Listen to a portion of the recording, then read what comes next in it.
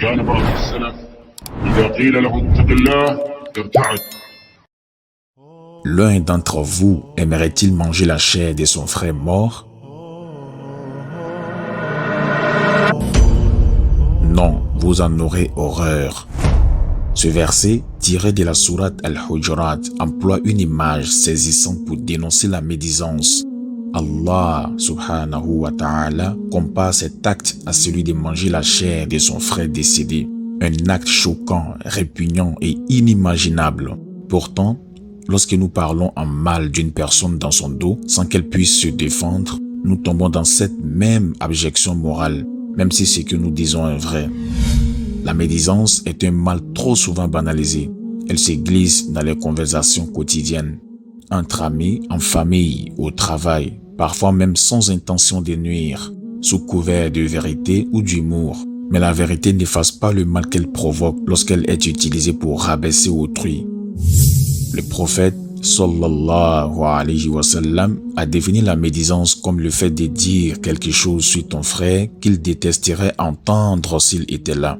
Et si c'est faux, alors c'est de la calomnie, ce qui est encore plus grave. Mais pourquoi on y cède si facilement? Parfois, c'est pour se valoriser. Parler des défauts des autres donne l'illusion d'être meilleur. D'autres fois, c'est par jalousie. On critique ceux qu'on envie. Il arrive aussi qu'on suive le groupe, qu'on médise juste pour appartenir à une discussion ou pour faire rire. Le pire, c'est qu'on banalise cet acte alors qu'il est gravement puni. Le prophète sallallahu alayhi wa sallam a dit que certains viendront au jour du jugement avec des prières, des jeûnes, des bonnes actions, mais après avoir médit, insulté, calomnié, Allah subhanahu wa ta'ala prendra de leurs hasanat pour les donner à leurs victimes. Et s'ils n'ont plus rien, il leur fera porter les péchés des autres. Méditer, c'est donc risquer de tout perdre dans l'au-delà. Et ici-bas, les conséquences sont tout aussi graves. La médisance détruit des réputations, brise des liens, sème la méfiance. Elle salit l'honneur de l'autre, mais aussi notre propre cœur. Alors, comment s'en protéger? En commençant par se taire quand la parole n'est pas utile. Le prophète sallallahu alayhi wa sallam a dit que celui qui croit en Allah et au jour dernier dise du bien ou qu'il se taise. Avant de parler, demandons-nous, est-ce que je voudrais qu'on dise cela de moi? Est-ce que c'est bénéfique? Si la réponse est non, mieux vaut garder le silence.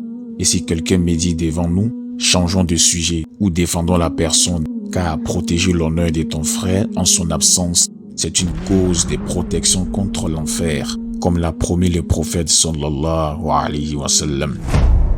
Enfin, rappelons-nous que la langue est un reflet du cœur. Purifions nos cœurs et nos paroles s'assainiront.